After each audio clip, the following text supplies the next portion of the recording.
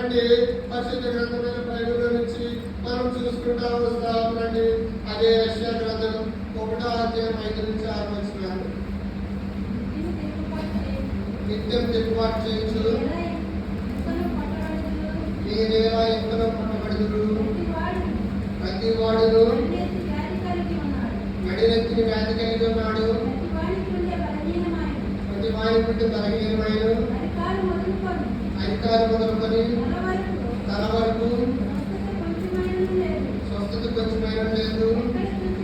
ఎక్కడ చూసినారు ఆయనలు దెబ్బలు పచ్చిపుళ్ళు అవి పిండబడలేదు, కట్టబడలేదు, ధైర్యంతో నిద్ర చేయబడలేదు. ఇక్కడ చెప్పబడుతూ వచ్చినప్పుడు స్వస్థత గురించి మాట్లాడుతూ వస్తుంది. నిజంగా నీవు నేను ఎన్ని సంవత్సరాలు బట్టి దేవుడి మధ్యలో వస్తున్నాం. ఇక్కడ చెప్పబడతా వస్తున్నది నిత్యము తిరుగుబాటు చేయొచ్చు మీరైనా ఇంకను కొట్టబడుదురు. ఏంటంట? ప్రతి వాడు నడినెత్తి మొదలుకొని నడినెత్తిని వ్యాధి కలిగి ఉన్నాడు. ప్రతి వారి గుండె బలహీనమైపోతూ వచ్చింది. ఈనాడు లోకంలో పరిస్థితులు చూసుకున్నట్లయితే నేను చేస్తూ వస్తున్న దగ్గర ఒక ఆఫీసర్కి హార్ట్ స్ట్రోక్ వచ్చి బాడీ పార్ట్స్ అనేవి డ్యామేజ్ అయిపోతా వచ్చినాయి. అప్పుడు నాతో పాటు చేస్తూ వస్తున్న ఉద్యోగస్తుడు అంటా ఉన్నాడు, చూడు హార్ట్ స్ట్రోక్ వచ్చింది, బాడీ పార్ట్స్ డ్యామేజ్ అయిపోయి ఐసీయూలో పెట్టబడి ఉన్నాడు. తను ఎంత పాపిష్టిగా సంపాదిస్తే కానీ తనకి పరిస్థితి రాలేదు.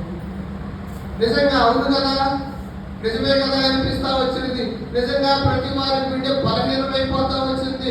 నడినెత్తిని వ్యాధి కలిగి ఉన్నాడు. ఎవరండి వీరు? విశ్వాసులు, దేవుడి మీద బిడ్డలే ఎట్లా అయిపోతూ వచ్చినారు?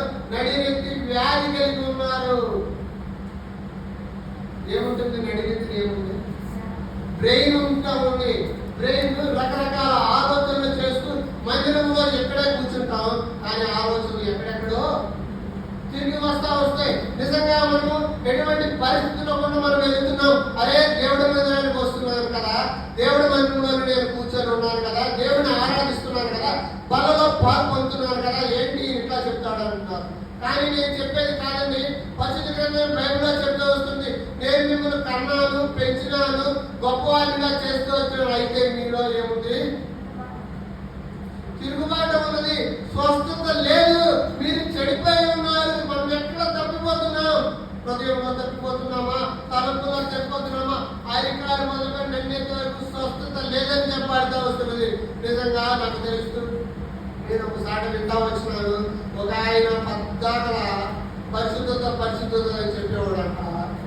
కానీ ఆయనకంట సడన్గా ఎయిడ్స్ వ్యాధి వస్తా వచ్చింది. అధికారం మొదలుపడి నన్నెత్తి వరకు స్వస్థత అనేది లేదు. మనుషుడు పాపమైన ఊపిలో కూలిపోతా వచ్చినాడు. దాని నుంచి నిన్ను దేవుడు గొప్ప రీతిగా తన ప్రాణాన్ని పరంగా పెట్టి నిన్ను లోకం నుంచి విడిపిస్తా వచ్చినాడు. దేవుని సంఘానికి వస్తున్నా నీవు నేను ఎట్లా వచ్చినాం? మనలో స్వస్థత ఉన్నదా? దేవుడి మీద ఇంకా తిరుగుబాటు చేస్తూ వస్తున్నామా? ఎట్లా ఉంది మనకు పరిస్థితి? మనకు ఆత్మీయ జీవితం? నిజంగా చెప్తా వచ్చినాడు, చలికాలంలోనికి మనం ప్రవేశిస్తా వచ్చినాం. చలికాలం అంటే ఇంకా అయిపోయినట్టే, సంవత్సరం ఏంటి చలికాలం. ఈ సమయంలో ఆయన టూర్లు కూడా ప్లాన్ చేసుకుంటా వస్తాం. కానీ ఈ సంవత్సరాన్ని చివరి దినాల్లో ఉంచున్నాం. మనం ఎట్లా ఉంచున్నాం? ఇంకా తిరుగుబాటు చేస్తూ వస్తున్నామా? దేవుని మందిరానికి వస్తున్నాం కదా అనుకుంటున్నాము. కానీ మనలో మనకే తెలియకోకుండా దేవుడు అనేక రకమైన తిరుగుబాటు కలిగిన స్వభావాన్ని దేవుడు ఇస్తూ సాతానుడు మనలో ఇస్తూ వస్తున్నాడు. మనం ఎట్లా ఉంచున్నాం? మనలో స్వస్థత లేదా? ఎట్లా ఉంటుంది? రండి హోషేయ 7వ అధ్యాయం 1వ వచనం.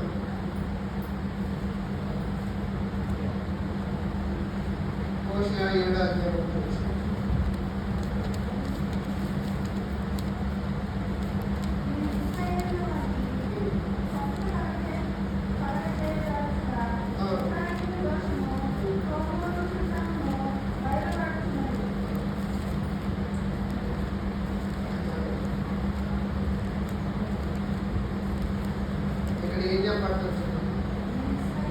ఇజ్రాయేల్ వారికి స్వస్థపరచాలని చూడగా ఎఫ్రాయిం ఏముంటామండి దోషము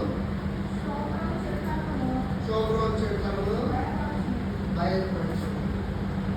ఎంత దౌర్భాగ్యపరమైన స్థితిలో ఉంటున్నాడు ఈనాడు విశ్వాసం. ఇక్కడ చెప్పబడుతూ వస్తుంది, దోషం కనపడుతూ ఉందండి.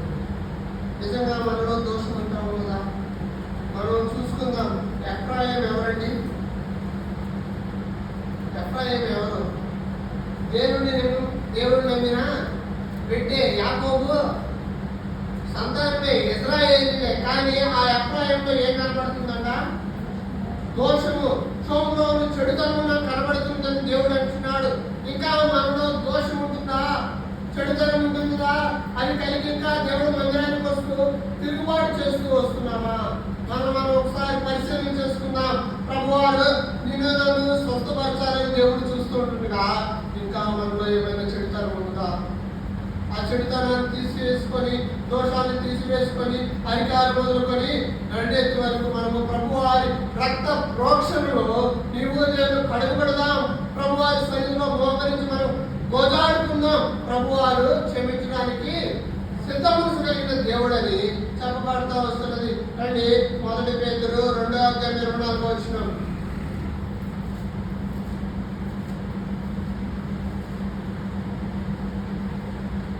1 పేతురు 2:24.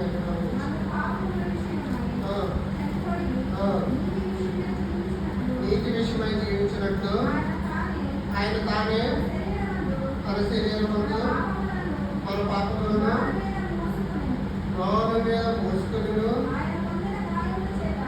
ఆయన పొందిన గాయముల చేత మీరు స్వస్థత పొందిరి. ఆయన పొందిన గాయముల చేత మీరు స్వస్థత పొందిరి. ప్రభువారు ఎన్ని దెబ్బలు పొందుతూ వచ్చినాడండి?